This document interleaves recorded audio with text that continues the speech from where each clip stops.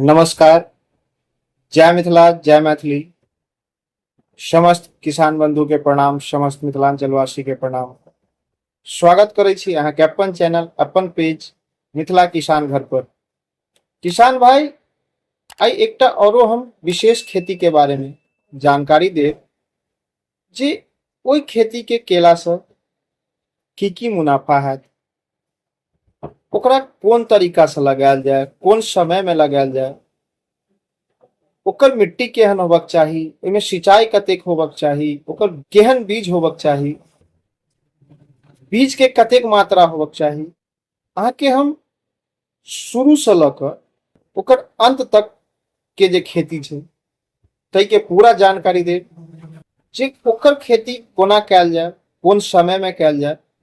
जै खेती के बारे में अहाँ सबके हम बताबऽ जा रहल छी ओ कम लागत, कम मेहनत, कम सिंचाई, कम देखभाल वाला फसल छै और कम लागत, कम सिंचाई और कम देखभाल के साथ साथ अधिक मुनाफा देवे वाला फसल छै।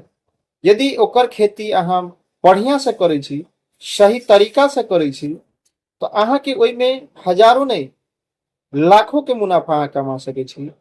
अहाँ के ई मुनाफा बहुत देत यदि अहाँ मेहनत, सही देखभाल, सही सोच और सही समय पर करी तो आउ जानै छी ओ कोन चीज के खेती छै जकरा हम क क लाखों कमा सकै छी और अपन जिंदगी के खुशहाल बना सकै छी।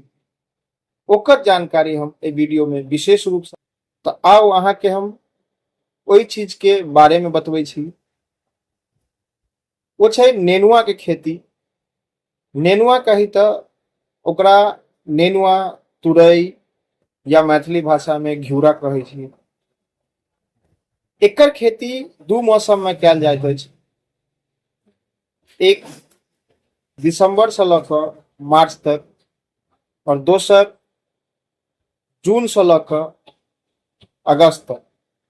सबसे विशेष ध्यान रखबाक जरूरी छै मिट्टी के चुनाव। मिट्टी के बात करी तो एकर खेती करऽ लेल दोमट माटि या बलुई दोमट के आवश्यकता होइत अछि, जकर पीएच मान जे छै माटि के ओ 6.5 से ल क 7.5 तक होबक चाही।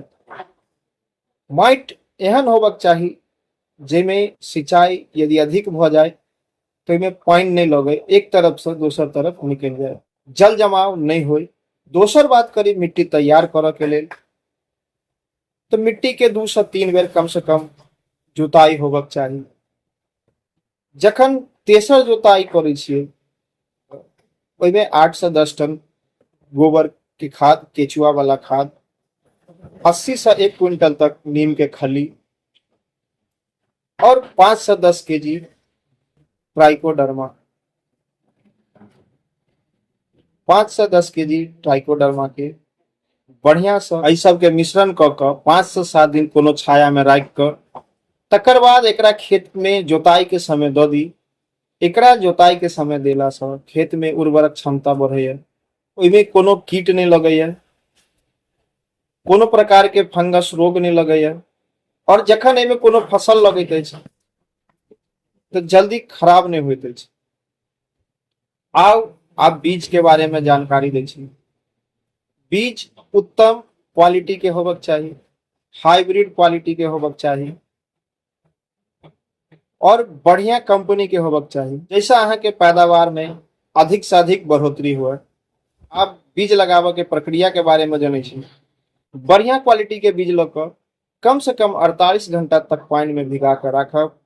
पानी में भिगेला के बाद 48 घंटा के बाद ओकरा बाहर निकाल क 2 दिन लेल कोनो गरम जगह में कपड़ा में बांध कर राख देबै। जखन बीज अंकुरित भ जायत तखन खेत में प्रत्येक बीज के 2 से 5 मीटर के दूरी पर कियारी में 2 से 3 टा बीज देबै। ओकरा जे लगाबे के तरीका छै वो 1 से 1.5 इंच गहरा में बीज लगायब। ई बीज लगाबे के प्रक्रिया छै।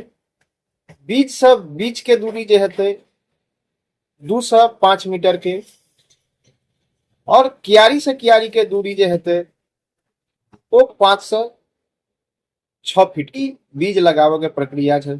आब आगा के प्रक्रिया के बारे में जानै छी।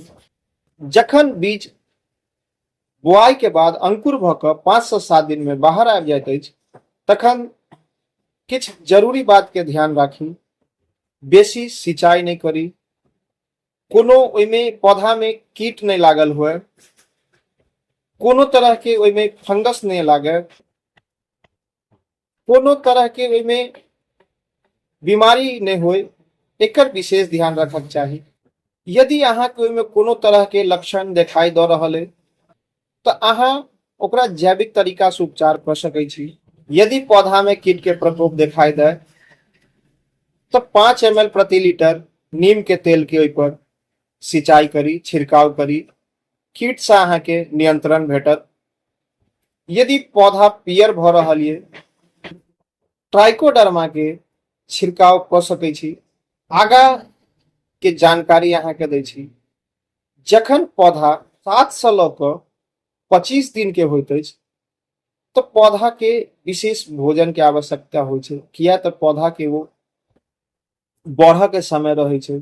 ओहि समय में अहाँ सीमित मात्रा में और आवश्यकता अनुसार ओकरा भोजन दिए, न कम न ज्यादा दिए।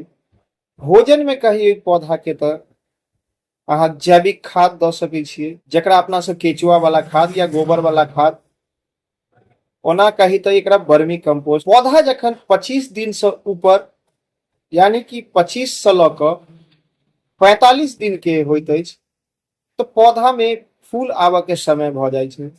तखन जरूरी ध्यान रखना जरूरी छै, विशेष रूप से ध्यान रखना जरूरी छै। पौधा में जखन फूल आबे लगे छै तो इमे कोनो कीट नहीं लाग गेल हो, फूल झड़ैत नहीं होय, मूड़ी नहीं सूखैत होय, पात नहीं सूखैत होय, लक्षण अहाँ के पौधा में यदि नजर अबैया तो कोनो विशेषज्ञ से सलाह ल क ओकर उपचार करी।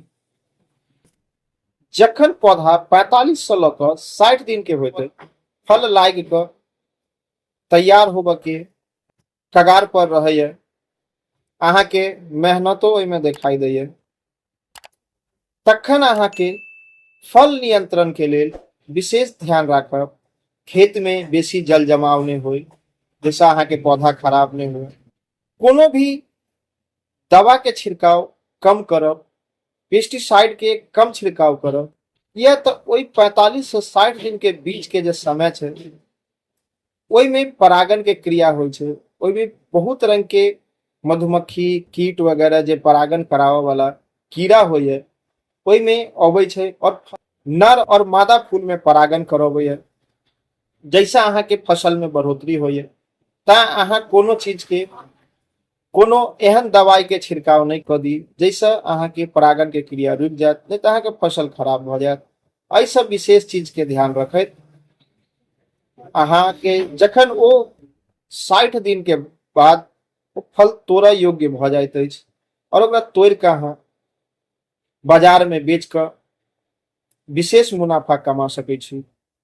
तो अहाँ के वीडियो में हम नेनुआ के खेती के बारे में, नेनुआ जकरा घिउरा, तुरई, नेनुआ सब नाम से जानल जाइत अछि, एहि के खेती के बारे में अहाँ के संपूर्ण जानकारी देलहुं। ये वीडियो अहाँ सबके केहन लागल हमरा कमेंट में जरूर बताएब। ताबत के लेल हमरा इजाजत दियो।